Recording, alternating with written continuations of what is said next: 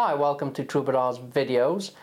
This is just a quick video update I'm posting on the Crysis Cruncher and some of the changes we've made to it out there, especially the addition of a Acetec Vapor Chill Lightspeed system, so please enjoy the video.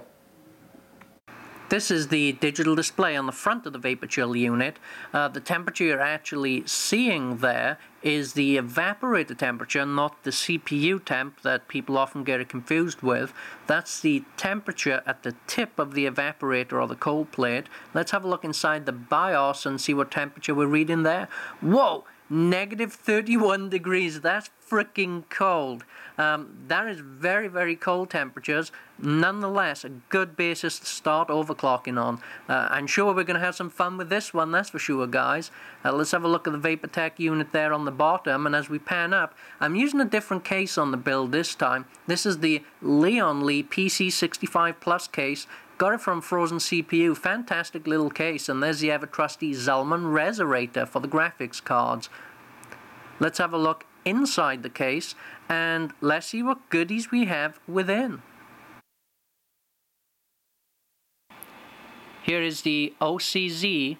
This is the 128 gig SSD, a solid-state drive. Very, very disappointed in it to date. Barely installed Vista SP1 in it. Rebooted twice and the thing died on me. It's currently being RMA'd back to Newegg, so I should have a replacement soon. That's when we'll start the benchmarking process. Now, phase changing is a little bit complex. Look at all the insulation there on that socket head assembly. If you notice the red wires underneath it, they're actually for the heaters. That head assembly has a heating unit in there that keeps that thing pretty toasty, especially the insulated area of that cold box, and that's just to keep the moisture out so that you don't get a catastrophic failure from condensation.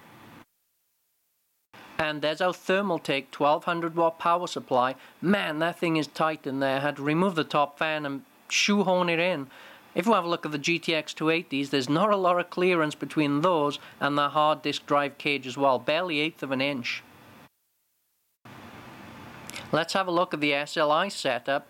In this particular setup here, we're going to run those three-way SLI GTX 280s. They're liquid cooled, and they're going to be cooled by that ever-faithful Resorator XT you saw sitting on top of the case. Again, look how crammed everything is in that mid-tower. Unbelievably compact. Well, that was the first in a series of updates I'm going to be putting out there for you guys on the Crysis Cruncher.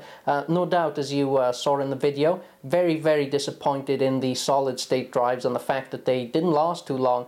Basically installed Vista SP1, and after a couple of reboots, the whole thing died. Very, very disappointed, but we should have that back pretty soon from Newegg.com.